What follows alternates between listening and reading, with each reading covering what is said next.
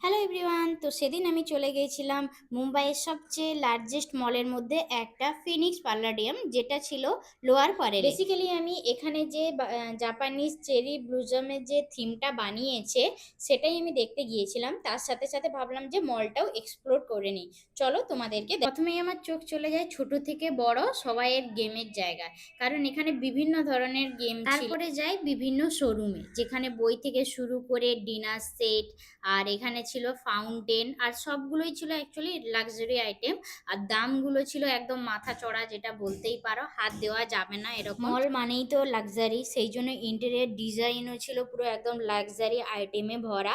আর এখানে ব্র্যান্ড মানে A to Z brand আছে, সেটা তোমার জামা কাপড় থেকে শুরু করে অ্যাসেসারিজ সব কিছুর। আর প্রত্যেকটার জন্য একটা একটা ফ্লোর আছে। তারপরে আমি একটা চলে যাই টেডি স্টোরে, যেটা তোমার দেখে টেডিটার প্রেমে পড়ে গেছিলাম।